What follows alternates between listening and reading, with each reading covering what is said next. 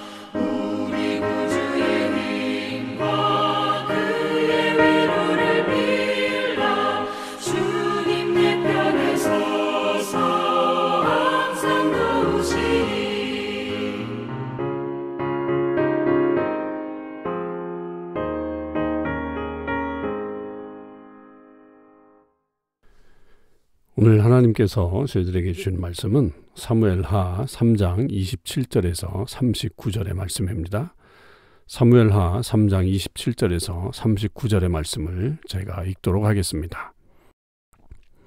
아브넬이 헤브론으로 돌아오매 요압이 더불어 조용히 말하려는 듯이 그를 데리고 성문 안으로 들어가 거기서 배를 찔러 죽이니 이는 자기의 동생 아사헬의 피로 말미암음이더라. 그 후에 다윗이 듣고 이르되 내리 아들 아브넬의 피에 대하여 나와 내 나라는 여호와 앞에 영원히 무죄하니 그 죄가 요압의 머리와 그의 아버지의 온 집으로 돌아갈지어다. 또 요압의 집에서 백탁병자나 나병 환자나 지팡이를 의지하는 자나 칼에 죽는 자나 양식이 떨어진 자가 끊어지지 아니할지로다 하니라. 요압과 그의 동생 아비새가 아비넬을 죽인 것은 그가 기브온 전쟁에서 자기 동생 아사엘을 죽인 까닭이었더라. 다윗이 요압과 및 자기와 함께 있는 모든 백성에게 이르되 너희는 옷을 찢고 굵은 배를 띠고 아브넬 앞에서 애도하라 하니라. 다윗 왕이 상유를 따라가 아브넬을 헤브론에 장사하고 아브넬의 무덤에서 왕이 소리를 높여 울고 백성도 다 우니라. 왕이 아브넬을 위하여 애가를 지어 이르되 아브넬의 죽음이 어찌하여 미련한 자의 죽음 같은고 내 손이 결박되지 아니하였고 내 발이 착고에 채이지 아니하였거늘 불의한 자식의 앞에 엎드려짐 같이 내가 엎드려졌도다 하매 온 백성이 다시 그를 슬퍼하여 우니라. 석양의 뭇 백성이 나와 다윗에게 음식을 권하니 다윗이 맹세하여 이르되 만일 내가 해지기 전에 떡이나 다른 모든 것을 맛보면 하나님이 내게 벌 위에 벌을 내리심이 마땅하니라 하매 온 백성이 보고 기뻐하며 왕이 무슨 일을 하든지 무리가 다 기뻐하므로 이날에야 온 백성과 온 이스라엘이 넬의 아들 아브넬을 죽인 것이 왕이 한 것이 아닌 줄을 아니라. 왕이 그의 신복에게 이르되 오늘 이스라엘 지도자여 큰 인물이 죽은 것을 알지 못하느냐. 내가 기름 부음을 받은 왕이 되었으나 오늘 약하여서 수리아의 아들인 이 사람들을 제어하기가 너무 어려우니 여호와는 악행한 자에게 그 악한 대로 갚으실지로다 하니라. 아멘. 네, 오늘도 삼서망의 모든 식구들과 또 이 새벽기도에 참여하는 주의 사랑하는 백성들 모두에게 주님의 은혜와 사랑이 충만하게 나타나기를 간절히 축원을 드립니다. 오늘 사무엘하 3장 27절에서 39절의 이 말씀은 이제 어제 말씀에 이어서 아브넬이 요압의 속임수에 의해서 다시 헤브론으로 돌아오게 되었는데 결국 요압이 이 아브넬을 죽이게 되죠. 동생 아사헬의 그런 복수를 위해서 그렇게 하는 그런 모습입니다. 이것은 결국 굉장히 그 요압에게 있어서는 치명타가 됐죠. 근데 이제 이 장면 속에서 결국 우리가 좀 깨달을 수 있는 것 중에 하나는 계속적으로 이 성서 기자는 다윗이 이 사실에 대해서 알지 못했다라고 하는 이야기를 반복적으로 드러내고 있죠. 그리고 이 다윗은 이 피해에 대해서 무죄하다라고 하는 것입니다. 그런 측면으로 생각해 보면 이 요압은 결국 다윗의 그 명령을 듣지 않고 스스로 움직이게 되었다라고 하는 것을 우리는 알게 되죠. 그런데 그렇게 된 이유들을 이제 나중에 이 다윗이 그렇게 얘기를 하잖아요. 뭔 얘기를 하냐면 마지막 39절에 가보면 내가 기름 부음을 받은 왕이 되었으나 오늘 약하여서 수르야의 아들인 이 사람들을 제어하기가 너무 어려우니 여호와는 악행한 자에게 그 악한 대로 갚으실지로다 하니라. 이렇게 이제 결론을 내립니다. 그러니까 이 모습을 보면 아직 다윗이 완전한 왕권을 확보하지는 못했다. 그 주변에 있는 이 사람들에 의해서 많이 그 왕권이 흔들리고 있었다. 아직은 그렇게 강한 왕권을 유지하지 않고 있었고 이들이 자기들의 생각을 가지고서 행동하는 것에 대해서 다윗이 그렇게 완전하게 제어할 수 있는 그런 입장은 아니었다라고 하는 것을 분명히 말하고 있습니다. 그러니까 이 사람들도 요압도 결국은 다윗의 그런 상황들을 알았기 때문에 자기 마음대로 다윗의 명령을 받지 않고 마음대로 동생을 죽인 복수를 행했던 거죠. 더군다나 그 상대가 아브넬이라고 하는 겁니다.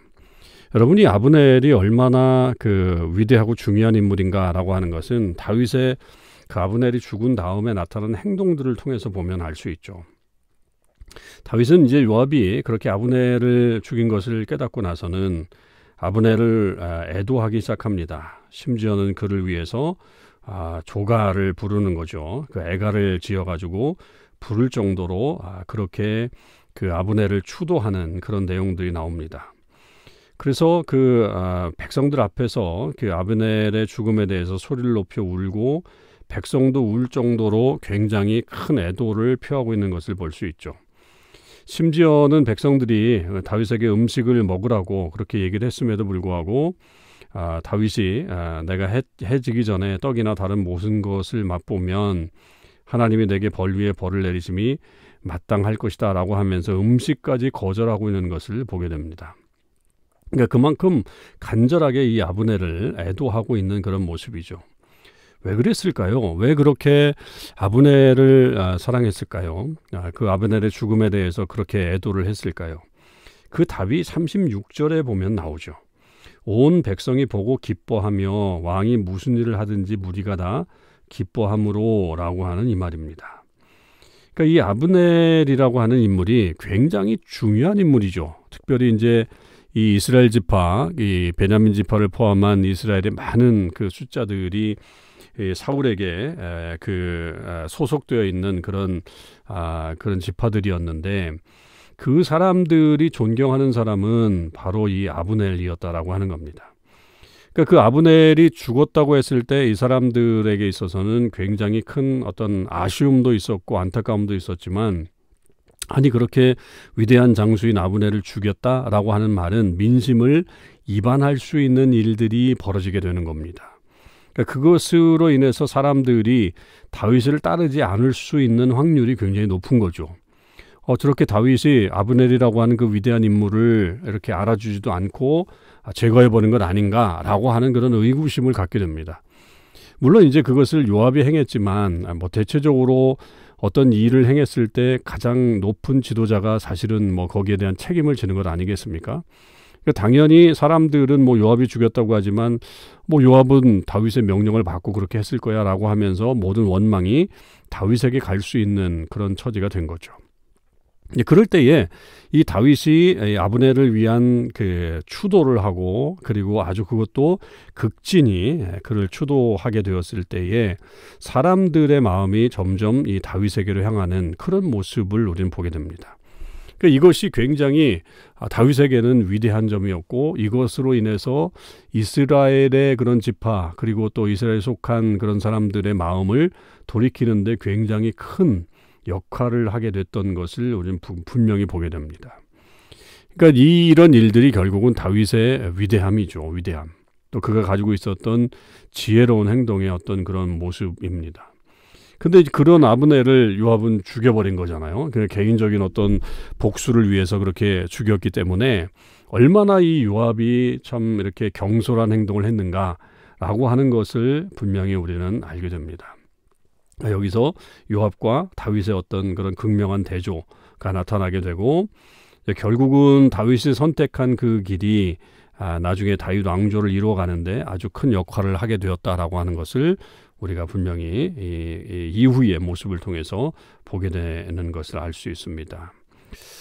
여러분 우리가 어떤 개인적인 생각들 때문에 혹은 또 개인적인 복수심이나 어떤 그런 욕심들 때문에 경솔하게 행동하는 일들은 결국은 미래를 그르칠 수 있죠. 그리고 그것으로 인해서 사람들에게 선한 영향력을 주기보다는 오히려 악한 영향력을 줄 수 있는 계기가 될 수 있는 거죠.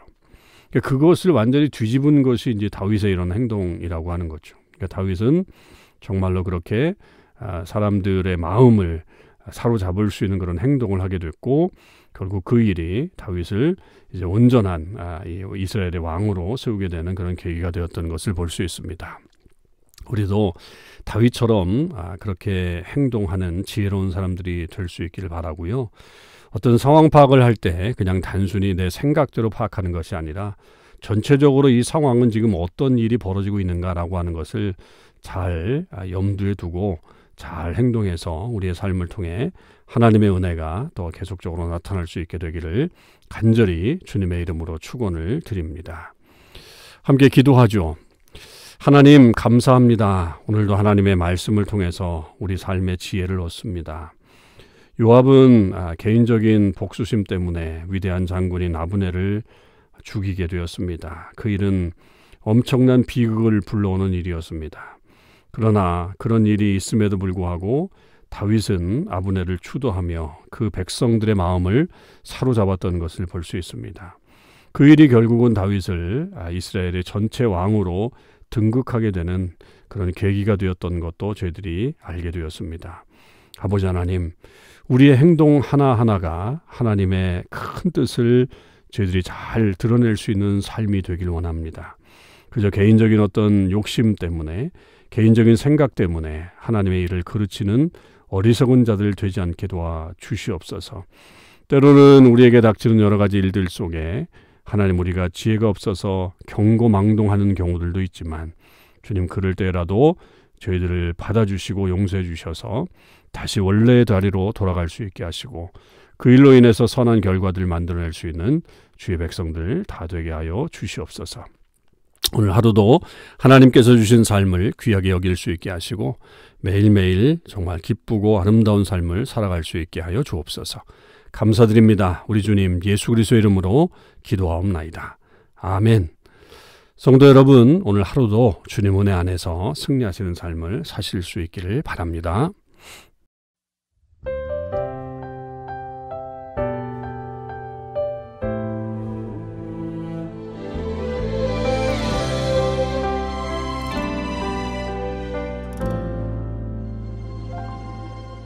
내가 누려왔던 모든 것들이 내가 지나왔던 모든 시간이,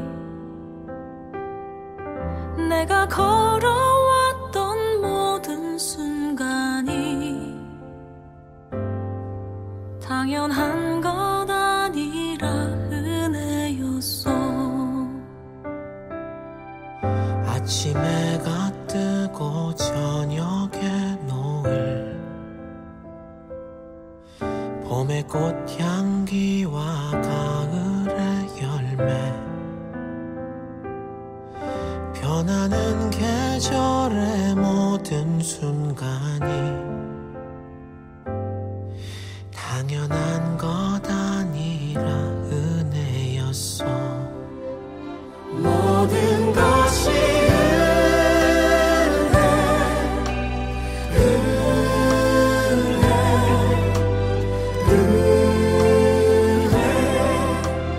한없는 은혜, 내 삶에 당연한 건 하나도 없었던 것을, 모든 것이 은혜였어.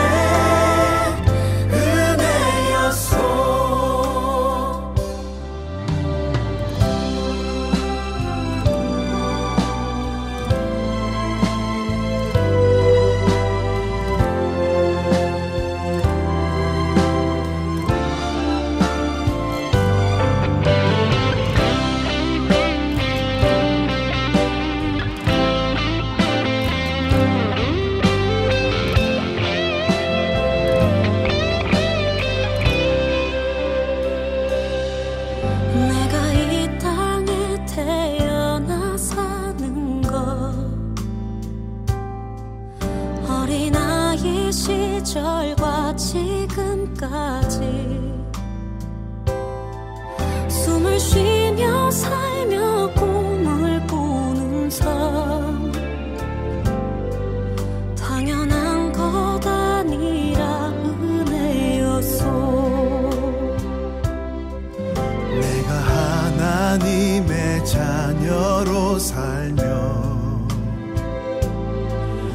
오늘 찬양하고 예배하는 삶,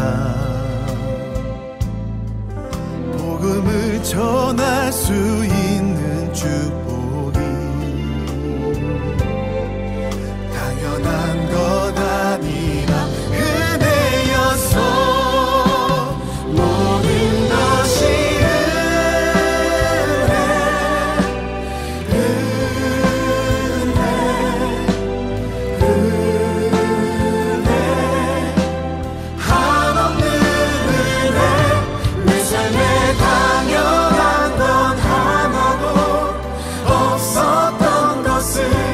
모든 것이 은혜.